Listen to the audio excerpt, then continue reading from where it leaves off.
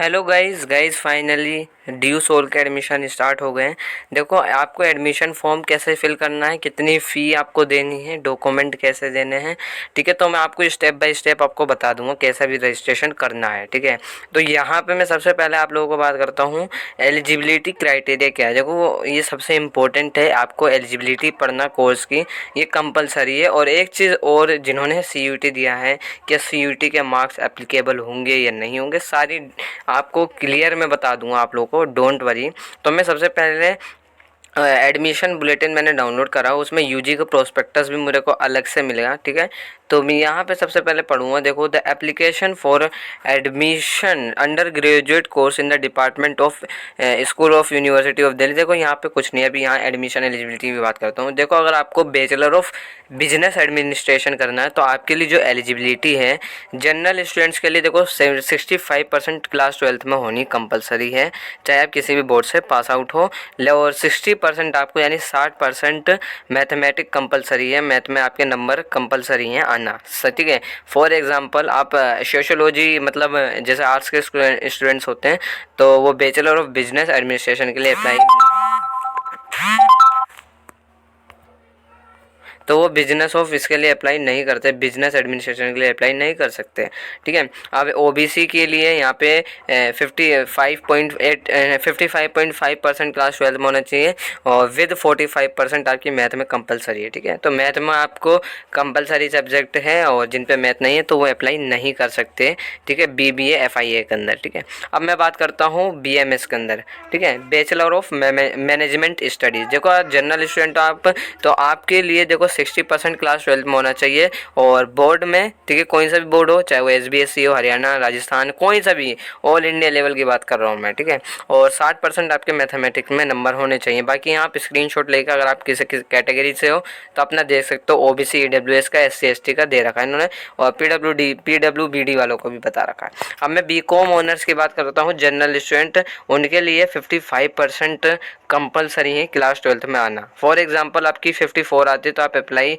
नहीं कर सकते, ठीक है, you can not apply BCom honours, ठीक है, BCom ऑनर्स कोर्स, ठीक है। बाकी यहाँ पे आपकी, यहाँ पे देखो लिखा है फॉर सिंगल, देखो विद मैथमेटिक्स और अकाउंटेंसी एज अ सब्जेक्ट, यानी आपके क्लास 12 में मैथमेटिक्स और अकाउंटेंसी 2 सब्जेक्ट कंपलसरी है होना, ठीक है।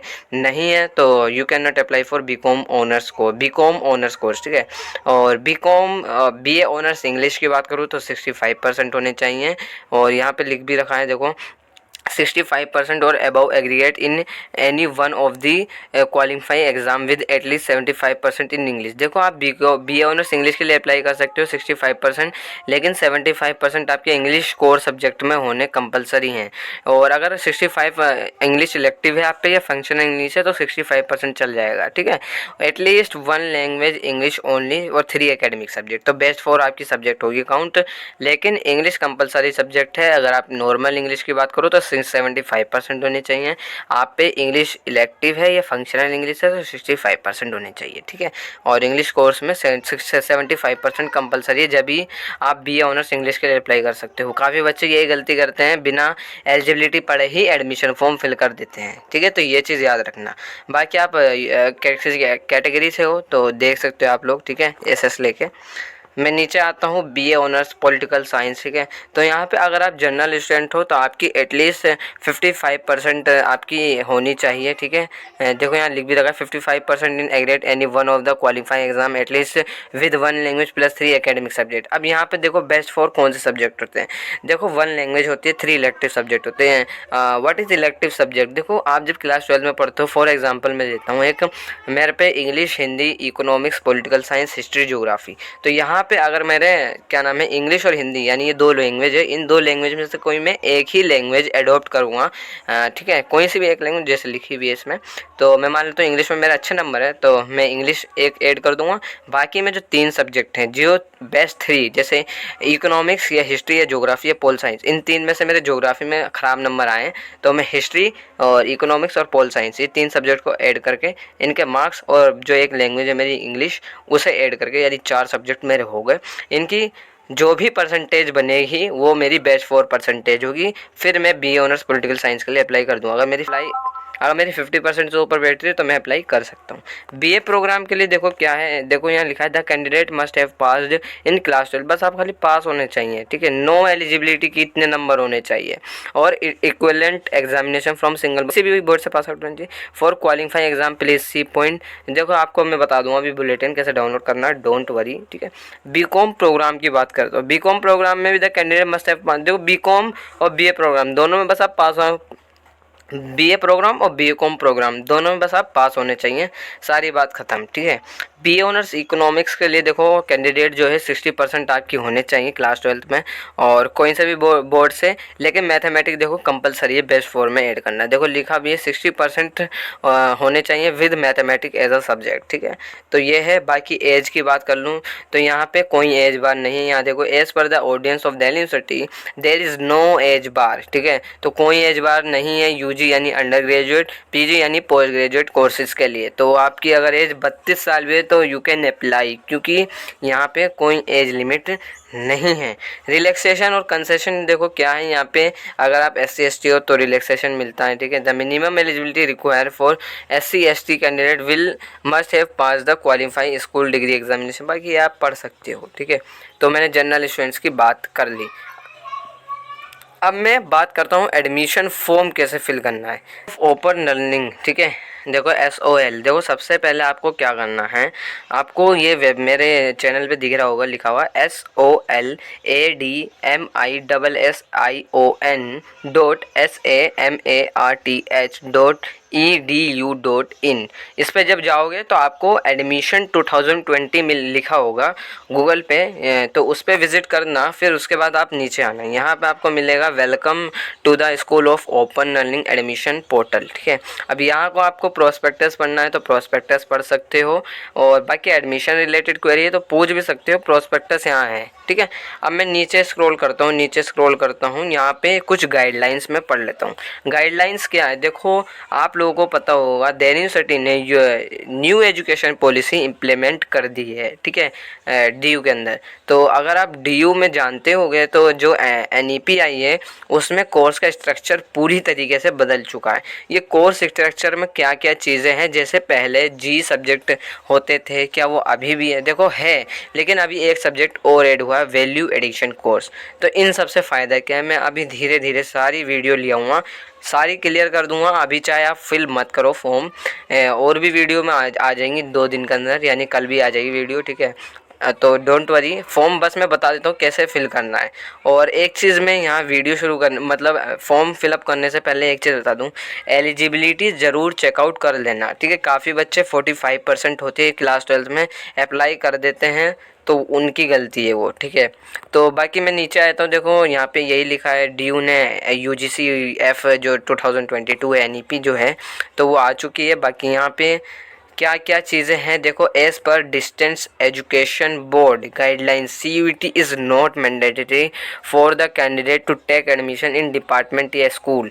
यानी अगर आप स्कूल ऑफ ओपन लर्निंग यानी SOL DU सोल में एडमिशन ले रहे हो तो CUET आपके लिए मैंडेटरी यानी कंपलसरी नहीं है, ठीक है, ये याद रखो। और there is no seat limit. यहाँ पे काफ़ी बच्चे यही सोचते हैं यार BA ऑनर्स पोल साइंस के अंदर हम अप्लाई कर रहे हैं, इससे सबकी इतनी ज़्यादा परसेंटेज होगी, लेकिन यहाँ पे परसेंटेज तो होती है, लेकिन यहाँ पे कोई सीट लिमिट नहीं है। यहाँ पे 50,000 बच्चे भी आ जाते हैं भाई बहुत कोर्स में, ठीक है। तो कोई दिक्कत नहीं है, सब हैंडल करेगा DU सोल, तो लिमिट नहीं है सीट की, तो आप एडमिशन ले सकते हो, ठीक है। और बाकी बस आपको यहाँ मिनिमम एलिजिबिलिटी फुलफ़िल करनी है, यहाँ लिखा भी है। और लास्ट डेट क्या है, देखो लास्ट डेट यहाँ पे 31 अक्टूबर है, तो 31 अक्टूबर से पहले कर दो। देखो डेट एक्सटेंड होती है, लेकिन उसके भरोसा मत करना, ठीक है।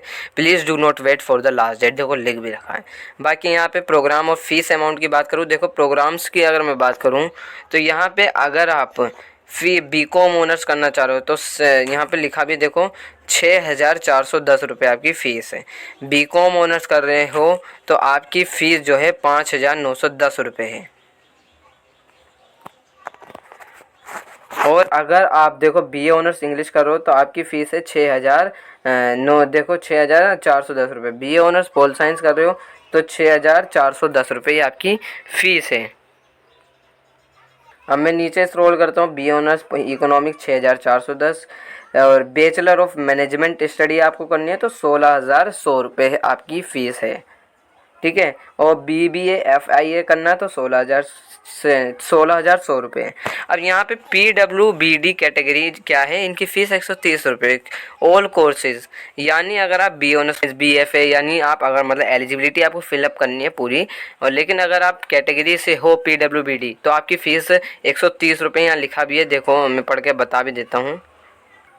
यहाँ देखो लिखा भी है for PW category fee amount रुपये 130 for all UG and PG courses और सॉरी UG प्रोग्राम्स, ठीक है। UG जितने भी UG कोर्सेज हैं तो आप इसमें आपको छूट मिलेगी, 130 रुपये आपकी लगेगी। और जो नॉन रेजिडेंट इंडियन है, जो बाहर के हैं आउट ऑफ इंडिया, जो इनकी नेशनलिटी इंडियन नहीं है, जो extra will added to fee the amount, ठीक है। यानी आपको 1500 रुपये एक्स्ट्रा पे करने पड़ेंगे। अब मैं बात यहाँ कर लेता हूँ for eligibility of programme refer to the prospectus. Prospectus पढ़ सकते हो, बुलेटिन आपको पढ़ना पड़ेगा 16 का, ठीक है। और द ऑनलाइन एप्लीकेशन, देखो प्रोस्पेक्टस पे एक ऑलरेडी वीडियो आ जाएगी या आ चुकी होगी, चैनल पे आप देख सकते हो, ठीक है, आपको मिल जाएगी। और the online application process will be consider complete only after the realisation, ठीक है, ऑफ द एडमिशन फ़ी, ठीक है। और बाकी यहाँ मैं आ जाता हूँ। अब यहाँ आपको अब आप यहाँ काफ़ी बच्चे कहेंगे यार रजिस्ट्रेशन यूज़र नेम क्या, अभी तो हमने फिलअप नहीं करा, तो आपको लॉगिन नहीं करना, पहले सबसे पहले ऊपर स्क्रॉल करना, यहाँ लिखा होगा देखो click here for new registration, ठीक है। तो click here for new registration click कर दो।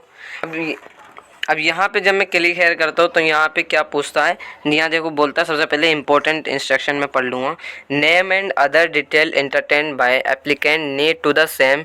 देखो आपके यानी जो एजुकेशन डॉक्यूमेंट है, जो क्लास 12 के डॉक्यूमेंट है और जो अभी आप फॉर्म फिलअप करोगे दोनों सेम होने चाहिए। काफ़ी बच्चों का नाम क्या होता है, नाम अलग अलग हो जाते हैं, ठीक है। अगर आपका मिस मैच है तो यार दिक्कत हो जाएगी, ये चीज़ याद रखो। Applicant can log in the admission portal through register email address only, ठीक है। जो आप अभी ईमेल एड्रेस से रजिस्टर करोगे वही आपकी एक्टिव मेल होगी, ये याद रखो। Applicant must use active email address. देखो एक्टिव की यहाँ क्यों बात की गई है मैं बता रहा हूँ।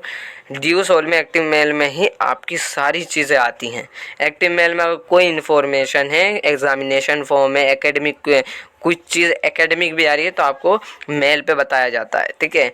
और the email address provided by the applicant must be functional and applicant must have access to their, यहाँ पे आपको ये सब करना है यार, ठीक है। बाकी यहाँ applicant are encourage to use latest version of Google Chrome web browser for filling the application form, ठीक है। तो गूगल क्रोम को आप अपडेट कर सकते हो। यहाँ पे यूज़र नेम पूछेगा, आप अपना नाम बताना, ठीक है। यूज़र नेम में मैं अपना नाम से कर देता हूँ, अपने नाम से अनस कर दिया मैंने। अब यहाँ बोल रहा है मेरे से, देखो गाइज मेरे से बोल रहा है, देखो एप्लीकेंट फुल नेम क्या है एजुकेशन बोर्ड पे, तो मेरा नाम बताया एजुकेशन बोर्ड पे तो मोहम्मद अनस है, ठीक है, MOHDANAS, ठीक है। तो ये मेरा फुल नेम है। बाकी यहाँ नीचे आता हूँ मैं, स्क्रॉल करता हूँ, एप्लीकेंट ईमेल एड्रेस क्या है, ईमेल एड्रेस में बता दिया। री एंटर एप्लीकेंट, दोबारा से आपको ईमेल एड्रेस बताना पड़ेगा 2 बार, ठीक है। पर ईमेल एड्रेस दे दिया, अभी यहाँ मैं पासवर्ड क्रिएट करूँगा अपना, ठीक है। तो यहाँ मैंने पासवर्ड भी क्रिएट कर लिया गाइस, ठीक है, दोनों जगह पासवर्ड क्रिएट कर लिया। अब मैं अपना मोबाइल नंबर बताऊँगा, मोबाइल नंबर क्या है। मैंने देखो ऊपर की सारी डिटेल फिल कर दी है अपना, ठीक है। पर्सनल थी इस वजह से मैंने मोबाइल नंबर हाइड करा, ईमेल एड्रेस भी, ठीक है, तो इस वजह से करा मैंने हाइड। यहाँ कैप्चा कोड आपको ऊपर दिख जाएगा जो ब्लू कलर में है, तो ये 527 है। और ये देखो मैं मोबाइल से कर रहा हूँ क्योंकि मेरे पे अभी लैपटॉप, एक्चुअल में मैं बाहर हूँ तो लैपटॉप नहीं है अभी मेरे पे, ठीक है। और तो आप लोग लैपटॉप से भी कर सकते हो। अगर आप पे लैपटॉप नहीं है तो आप लोग क्या कर सकते हो, मोबाइल पर आना, गूगल क्रोम ओपन करना और उसे डेस्कटॉप साइट पर करके आप मोबाइल से अप्लाई कर सकते हो। मैं मोबाइल से ही फिल कर रहा हूँ क्योंकि मेरा अभी लैपटॉप है नहीं मेरे पास, ठीक है। तो मेरे पे रखा हुआ है घर पे, लेकिन मैं बाहर आया हूँ, ठीक है। तो इस वजह से मैं यहाँ पे मोबाइल से फिल कर रहा हूँ। तो यहाँ पे अगर आप पे लैपटॉप नहीं है तो मोबाइल से भी आप फिल कर सकते हो, ठीक है। डेस्कटॉप साइट पे करना तो ज़्यादा बेटर होगा। तो यहाँ पे मैं नीचे आ जाता हूँ, देखो अब यहाँ पे मैंने 527 21 54 यहाँ वो डाल दिया कैप्चा कोड। कैप्चा कोड के बाद यहाँ रजिस्टर पे क्लिक करूँगा मैं। गाइज एक अपडेट दे दूँ, मेरा अभी काफ़ी ज़्यादा दिक्कत हो रही थी अब यहाँ पे दिक्कत क्या थी, आप लोगों को एक दिक्कत फेस करनी पड़ेगी। आपको जब आप कैपिटल लेटर में कोई भी यूज़र नेम मत बनाना। मैंने कैपिटल में बनाया था, मैंने अब स्मॉल में बनाया तो मेरे पास OTP भी जनरेट हो चुका है। देखो OTP मेरे पास आया होगा, मैं OTP फिल करता हूँ। जब तक मैंने आप लोगों को इसीलिए कहा था कि आपको एक एक्टिव मेल बनानी है। एक्टिव मेल से यहाँ पे आपको एक्टिव मेल पर ही जो आपने अभी मेल दी है उसी पे आपको क्या नाम है आपका जनरेट होगा, OTP आएगा। ठीक है, तो OTP आ चुका है। अब मैं दोबारा से यहाँ पे फिल कर देता हूँ, थोड़ा ऊपर करके 237।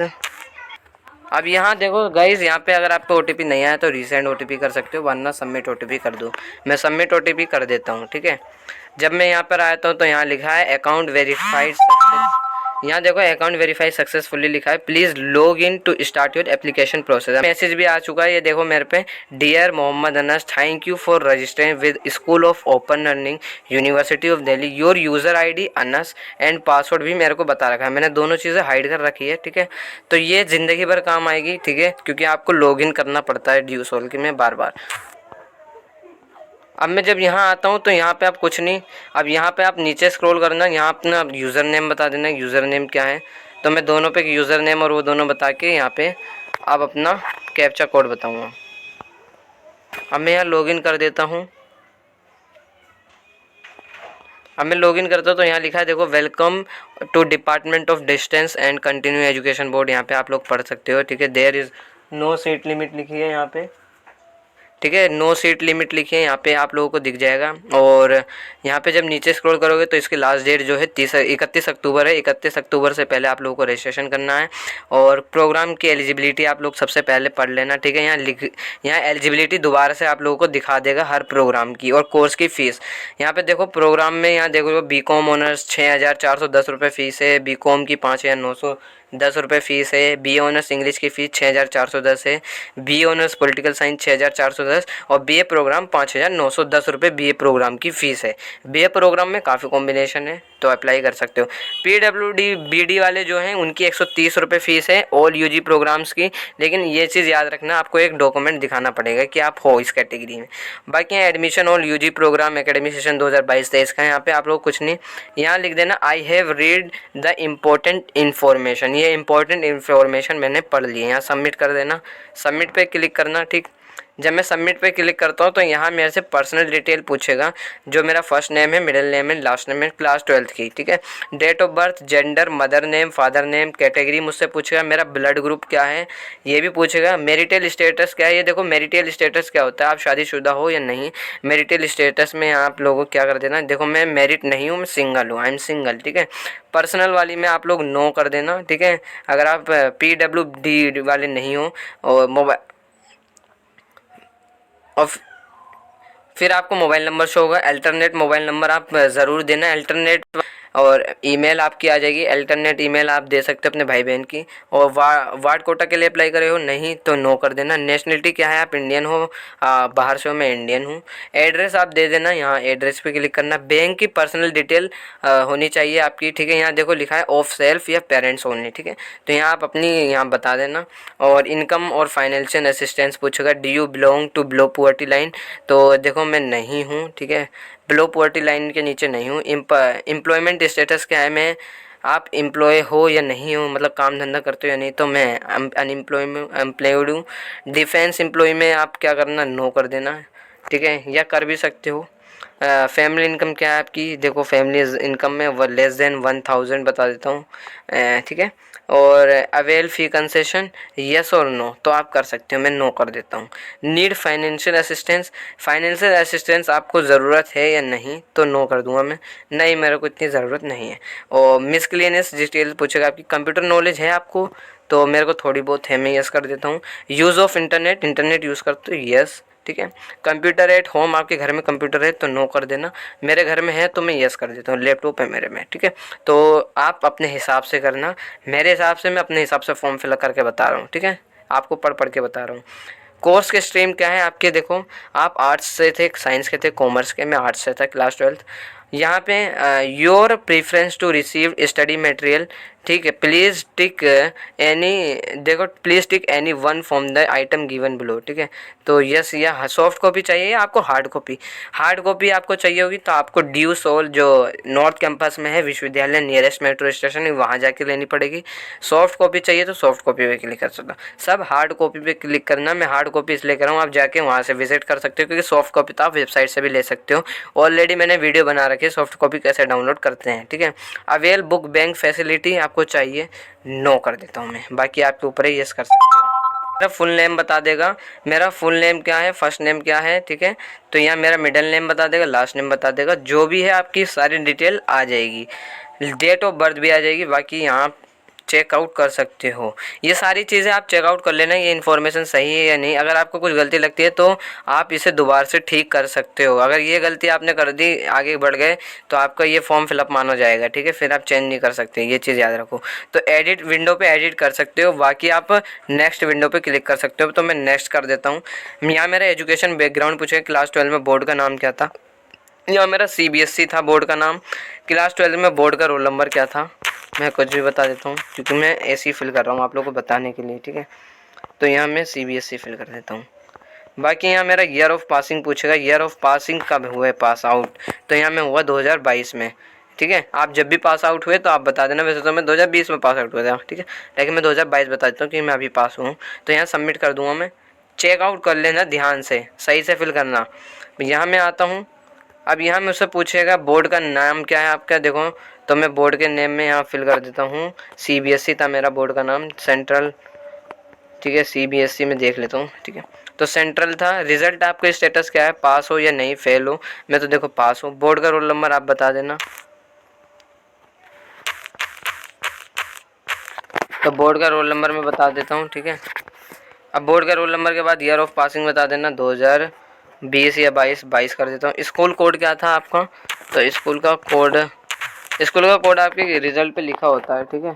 सेंटर का कोड क्या था, ये सब आप फिल करके बता देना, ठीक। बाकी यहाँ पे आप लोग देखो क्या लिखा हुआ है,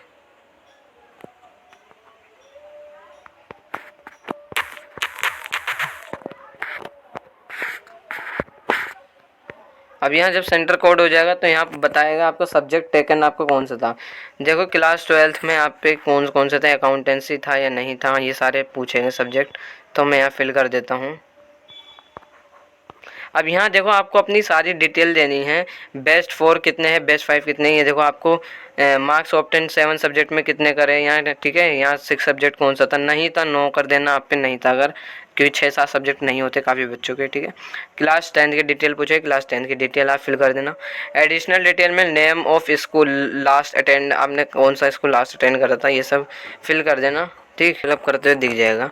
एक चीज़ मैं यहाँ दिखा दूँ, देखो यहाँ 5-6 सब्जेक्ट लिखे हुए होंगे, ठीक है। तो मैंने 7वां सब्जेक्ट नहीं था तो मैंने फिल नहीं करा है, ऐसे आपको फिल करना है। देखो मैक्सिमम मार्क्स से मतलब आपके कितने नंबर का पेपर था, तो मेरे 100 नंबर के सारे पेपर थे, यहाँ मैंने देखो 100 नंबर फिल कर रखा है। मैक्सिमम मार्क्स ऑब्टेन कितने करे, यानी कितने मुझे मिले, तो मुझे 100 में से 70 मिले, 100 में से 80 नंबर मिले, ऐसे थे, ठीक है। क्लास 10 की डिटेल में 2010 में 20 में पास आउट हुआ, गवर्नमेंट स्कूल था, दिल्ली से पास आउट हुआ। बोर्ड नेम मेरा CBSE था। गवर्नमेंट स्कूल आप बता देना कौन सा था आपके स्कूल का नाम। बोर्ड का रोल नंबर। रिजल्ट मोड आप किस में बताएंगे, परसेंटेज में, ग्रेड में, तो मैं परसेंटेज बता रहा हूँ। मेरे 600 में से 400 थे, जिसमें मेरी परसेंटेज 66.67 बैठी, ठीक है।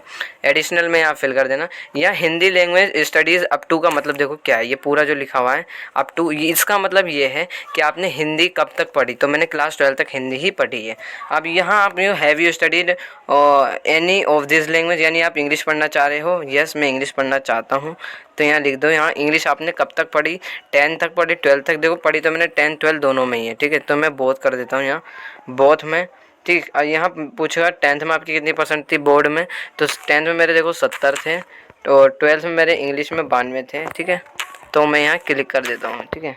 तो इतने थे मेरे पे। और बंगाली यहाँ पे नहीं पढ़ना चाहता मैं, बंगाली पे नो कर दूँगा। पंजाबी नहीं पढ़ना चाहता, संस्कृत नहीं पढ़ना चाहता, उर्दू भी नहीं पढ़ना चाहता मैं, अरेबिक भी नहीं पढ़ना चाहता, पर्शियन भी नहीं, और मैथमेटिक्स भी नहीं। यहाँ मैं अब सबमिट कर दूँगा, ठीक है। तो यहाँ मेरा एजुकेशनल बैकग्राउंड मेरा कंप्लीट हो चुका है। अब यहाँ मैं नीचे स्क्रॉल करता हूँ, ये आपको सारी चीज़ें बता देगा आपने कितने कितने में से कितने मार्क्स ऑब्टेन। मेरे इंग्लिश में थ्योरी मैक्सिमम मार्क्स 100 नंबर का पेपर था, ऑब्टेन मैंने 92 करे, टोटल मेरे बैठे जो हैं वो 92 परसेंटेज बैठी, प्रैक्टिकल मैक्सिमम मार्क्स 92। यहाँ आपको इतने मतलब ये सब देखने को मिल जाएगा, एडिशनल में भी आपको देखने को, ठीक है। आपको कुछ लग रहा है गलत है, एडिट का ऑप्शन आ रहा है हरे कलर में ग्रीन में, तो आप एडिट कर सकते हो, प्रीवियस में जाके चेकआउट कर सकते हो पिछली चीज़ें। मैं नेक्स्ट कर देता हूँ, नेक्स्ट विंडो, ठीक है। अब मैं नेक्स्ट विंडो क्लिक करता हूँ, यहाँ पे अब आएगा मेन चीज़, ऑल यूजी प्रोग्राम। देखो एलिजिबिलिटी, देखो यहाँ आपको खुद ही एलिजिबिलिटी आ जाएगी। मैं बीकॉम के लिए एलिजिबल नहीं हूँ, जो हरा हरा दिखाएगा यहाँ देखो, हरे हरे में आप सब में एलिजिबल हो, ठीक है। मैं बीकॉम के लिए एलिजिबल हूँ, BA programme, BA honours political science देखो लिखा भी है, और बीए ऑनर्स इंग्लिश के लिए भी एलिजिबल हूँ। बीए ऑनर्स इकोनॉमिक्स बीए में इन सब के लिए अप्लाई नहीं कर सकता है। तो अब मैं यहाँ बता देता हूँ किसके लिए अप्लाई करना है मुझे। तो मैं देखो बीए ऑनर्स पॉलिटिकल साइंस के लिए अप्लाई कर रहा हूँ। मीडियम ऑफ इंस्ट्रक्शन क्या रहेगी, हिंदी या इंग्लिश, तो मैं हिंदी कर देता हूँ, ठीक है। आपके ऊपर है ये। As per the address field your regional centre is east regional centre. अब यहाँ पे जब आपका सब हो जाएगा तो यहाँ सबमिट पे क्लिक कर देना, ठीक है। अब यहाँ जब सबमिट पे आप क्लिक करोगे तो नीचे आना, नीचे आना, यहाँ देखो मैंने अप्लाई करा है, हिंदी मीडियम से मैं पढ़ूँगा, B honours political science, regional centre मेरा नॉर्थ रीजनल सेंटर पड़ा है, ठीक है। तो यहाँ मैं कर देता हूँ एडिट, ठीक है। एडिट पे क्लिक करके मैं एडिट पे आप एडिट कर सकते हो, वरना मैं नेक्स्ट कर दूँगा, सबमिट करके नेक्स्ट कर देता हूँ, ठीक है। तो मैं यहाँ कर देता हूँ नेक्स्ट। अब ये मेरा सब सबमिट होता जा रहा है गाइज। अब यहाँ पे आएगा कोर्स सिलेक्शन सेमेस्टर फर्स्ट में आपको क्या क्या चाहिए। देखो यहाँ पे आपको अंडरस्टैंडिंग पॉलिटिकल थ्योरी सब्जेक्ट पढ़ने को मिलेगा, और ideal and institution of Indian political thought पढ़ने को मिलेगा। कंपलसरी है ये सब्जेक्ट आपको पढ़ने को मिलेंगे। तीसरा सब्जेक्ट होगा आपका कोलिनिज्म होगा, आपको ये पढ़ना पड़ेगा। जेनरिक इलेक्टिव में आप क्या पढ़ना सकते हो, देखो जी एक सब्जेक्ट होता है जो आपको एक कोर्स से हट कर दिया जाता है, जैसे पॉलिट साइंस से एक हटकर एक अलग कोर्स मिलेगा, ठीक है। तो मैं जी में देखो मैं क्या पढ़ना चाहता हूँ, हिस्ट्री में कोई चूज़ कर लेता हूँ मैं। देखो दिल्ली थ्रू द एजिस, ये एक हिस्ट्री का कोर्स है, ठीक है। ACC आपको पांचों सब्जेक्ट है ACC, तो यहाँ मैं ACC क्लिक कर दूँगा। स्किल एनहेंसमेंट कोर्स में आप कुछ चूज़ कर सकते हो। कम्युनिकेशन एवरीडे लाइफ में कर देता हूँ, ठीक है। वैल्यू एडिशन कोर्स, ये न्यू एजुकेशन पॉलिसी का एक हिस्सा है जो अभी आया है, ठीक है। तो यहाँ मैं पढ़ लेता हूँ भारतीय भक्ति परंपराओं, ये सब, ठीक है। तो मैं टोटल फर्स्ट सेमेस्टर में 7 सब्जेक्ट पढ़ूंगा, यहाँ लिखा भी है 7 सब्जेक्ट सेमेस्टर फर्स्ट, ठीक है। तो यहाँ मैं अब सबमिट कर देता हूँ, ठीक है। यहाँ जब मैं सबमिट करता हूँ तो यहाँ दोबारा से आपको दिखाएगा इतने कोर्स मैंने सेलेक्ट करे, ये आप स्क्रीनशॉट ले सकते हो, आप 7 सब्जेक्ट पढ़ोगे, ठीक है। नेक्स्ट पे क्लिक कर देता हूँ मैं, ठीक। अब मैं नेक्स्ट पे क्लिक करता हूँ, यहाँ मैं अपने डॉक्यूमेंट पेश करूँगा। यहाँ पे आपको सबसे पहले पासपोर्ट साइज़ आपकी फ़ोटो होनी चाहिए, ठीक है, एक आपका, और आपका एक सिग्नेचर होना चाहिए एक कागज़ पे लिख के, उसके स्क्रीन मतलब फ़ोटो लेके डॉक्यूमेंट के रूप में बना के अपलोड कर देना। क्लास 10 का पासिंग सर्टिफिकेट होना चाहिए, 12th का होना चाहिए। पासपोर्ट बता देना आप, मतलब अगर आप पे पासपोर्ट है तो ठीक है, नहीं तो कोई कंपलसरी नहीं है। एड्रेस प्रूफ आप बिजली का बिल लगा सकते हो, ठीक है। Citizen card, proof of nationality, ठीक है, तो आधार कार्ड भी लगा सकते हो, आप कुछ भी लगा सकते हो। आइडेंटिटी कार्ड में कुछ भी लगा सकते हो, ठीक है। एक्सेप्टेड फॉर्मेट लिखा है यहाँ पे, बाकी अदर 1 अदर 2 अदर 3 अदर 4 आप कुछ भी लगा सकते हो यहाँ पे अगर आपका मन करता है। तो मैं नेक्स्ट कर देता हूँ, और सॉरी नेक्स्ट कर देता हूँ, एडिट नहीं, नेक्स्ट। अब यहाँ मेरी सारी पर्सनल डिटेल आ जाएंगी, बाकी और भी डिटेल आ जाएगी।